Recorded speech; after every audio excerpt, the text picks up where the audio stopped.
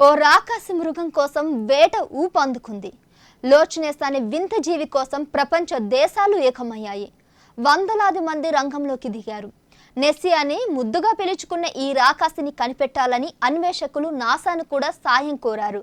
నెస్సీ ఎన్నో చోట్ల కనిపించిందని ఫోటోలు, వీడియోలు వందేలుగా చక్కర్లు కొడుతున్నా ఇంతవరకు దాని ఆచూకీ కనిపెట్టలేకపోయారు. అసలు అలాంటి రాకాసి లేనే లేదని కొందరు కొట్టిపారేస్తుంటే కల్లారా చూసామని కొందరు అంటున్నారు. ఈ మిస్టరీకి తెరదించేందుకు ఔత్సాహికులు వేటలో భాగం కావాలని స్కాట్లాండ్లోని లోచ్నెస్ సెంటర్ కోరుతుంది. మే నెల 30 నుంచి జూన్ 2 వరకు అన్వేషణ సాగుతుంది.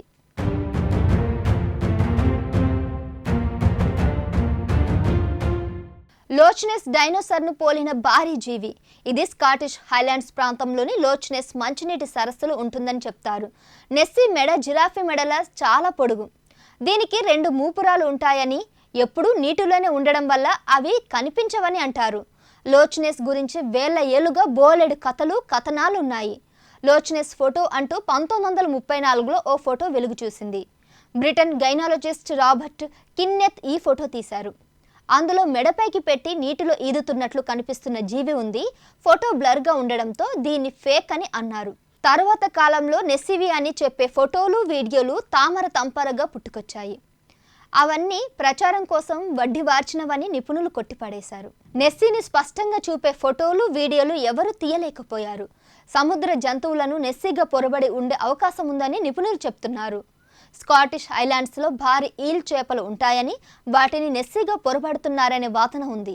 అయితే ఈల్ చేపలు మెడను పైకి లేపవు కాబట్టి నెస్సీ ఈల్ చేప కాదని చెప్తారు. నెస్సీ ఫోటోలోని మెడ నిజానికి మెడ కాదని, ఏనుగు తొండమని కాలిఫోర్నియా బయాలజిస్ట్ డెనిస్ పవర్ చెప్పారు. గ్రీన్లాండ్ షార్క్ చేప, వెల్స్ క్యాటిఫిష్ వంటి భారీ జలచరాలను, నీటిలోని చెత్తకుప్పలను, మునిగిపోయిన పడవలను నెస్సీగా భావిస్తున్నారని మరికొందరి అంచనా. నెస్సీ భారీ రాకాసి అని చెప్పుకోవడమే తప్ప దాని పొడవెంతో, బరువెంతో ఎవరూ తేల్చలేకపోతున్నారు.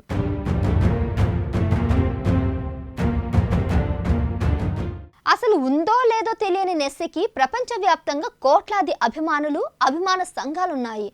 వేల మంది దానికోసం చెరువులు, నదులు గాలిస్తుంటారు. నీటి అడుగున సోనార్ పరికరాలతోనూ అన్వేషిస్తుంటారు. చాలా కేసుల్లో పెద్ద జీవులను గుర్తిస్తున్నా అవి చివరికి భారీ చేపలని తేలిపోతుంది. మనుషులు తమకు తెలియని వాటిని తెలిసిన వాటితో పోల్చుకొని ఇలాంటి రాకాసి జీవులను ఊహించుకుంటారని లోచ్నెస్పై విస్తృతంగా అధ్యయనం చేసిన రొనాల్డ్ బిన్ చెప్పారు. లోచ్నెస్ ఫినామినా ఇన్వెస్టిగేషన్ బ్యూరోలో పనిచేసిన బిన్ లోచ్నెస్పై 2 పుస్తకాలు రాశారు. నెస్సీ ఓ మిత్ అని సైంటిస్టులు తోసిపుచ్చుతున్నా దాని అభిమానులు మాత్రం ఊరుకోవడం లేదు.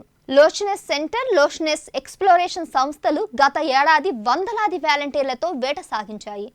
సోషల్ మీడియా యుగంలో నెస్సీ అన్వేషణ మరింత సులువని నాసా సైంటిస్టులు అత్యాధునిక స్కానింగ్ టెక్నాలజీతో మిస్టరీని ఛేదిస్తారని ఆశిస్తున్నామని లోచ్నెస్ సెంటర్ మెంబర్ ఆమిటూర్ చెప్పారు. ఉందో లేదో తెలియని జీవి కోసం కోట్ల డబ్బు, టైం వేస్ట్ చేసుకోవడం సరికాదని కొందరు విమర్శిస్తుంటే ఎవరి పిచ్చి వారికి ఆనందమని మరికొందరు వేటకు మద్దతిస్తున్నారు.